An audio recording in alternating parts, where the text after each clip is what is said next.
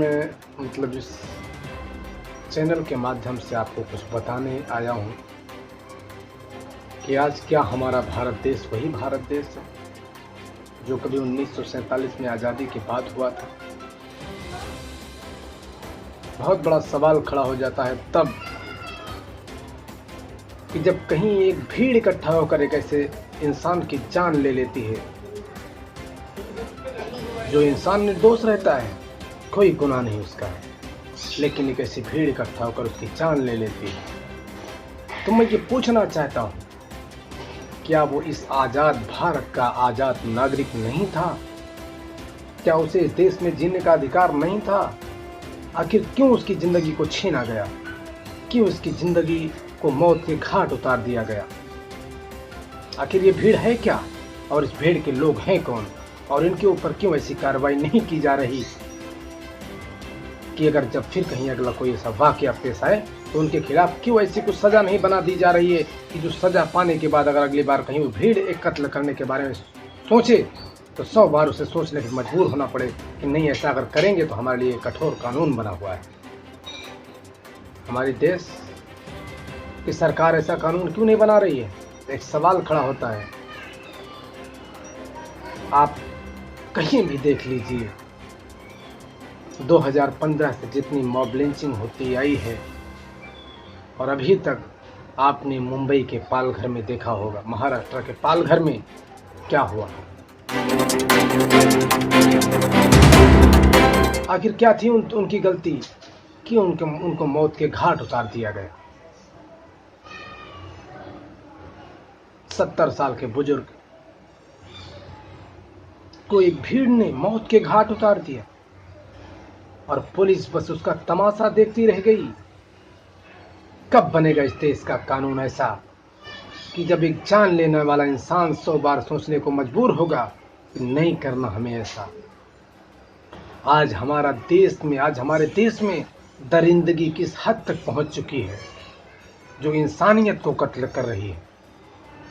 क्या ये हमारा आज़ाद भारत है जो महापुरुषों ने अपनी जान की कुर्बानियां दे दी? क्या वो इस दिन के लिए सोच के दिया होगा कि एक दिन आने वाले समय में भारत ऐसा होगा? एक बहुत बड़ा सवाल उठ रहा है। जब तक इस देश में कोई ऐसा कठोर सजा वाला कानून नहीं बनेगा तब तक ये भीड़ तंत्र जो है वो काबू में नहीं आ सकती। तो इस देश को भीड़ तंत्र में मत जाने दीजिए साहब। इस देश को जो लोकतंत्र है, लोकतंत्र में ही रहने दिया जाए उसको, और इसके जो कातिल हैं उनको ऐसी सजा दीजिए कि अगले आने वाले समय के लिए अगर ऐसा कोई भी करने के लिए कुछ सोचे, उसे हजारों बार सोचने पे मजबूर होना पड़े कि मैं ऐसा नहीं करूँगा। किसी की जिंदगी को छीन लेना ये अच्छी बात नहीं है। आज हमारा देश है सेकुलर मुल्क जिसे हम कहते हैं। क्या सच में लगता है कि सेकुलर है ये? यानी एक आज़ाद देश के एक आज़ाद नागरिक की मौत हो जा रही है और मीडिया भी उस पर क्या करती है? मीडिया उस पर पक्ष को पकड़ करके दंगे कराने की कोशिश करती है। इससे मसला हल निकलेगा, इससे इस मसले का हल निकलेगा और लोग इस पर राजनीतिक रोटियां सेकने की कोशिश करते हैं। अरे पहले तहकीक कीजिए इसकी, पहले जांच कीजिए इसकी कि अगर ऐसा हुआ है तो क्यों हुआ है, और जो भी इसके आरोपी हों कठोर से कठोर सजा दिलवाइए उन्हें। मैं ये आपसे कह रहा हूँ, अगर हमारी बात मोदी तक पहुँच जाए तो वो ज़रूर सुने, क्योंकि नहीं तो ऐसे ऐसे आते आते एक दिन भारत का जो हालात हैं बहुत नाजुक हो जाएंगे। यहाँ इंसान को जो जीने का हक है वो उनसे इस तरह से ना छीना जाए।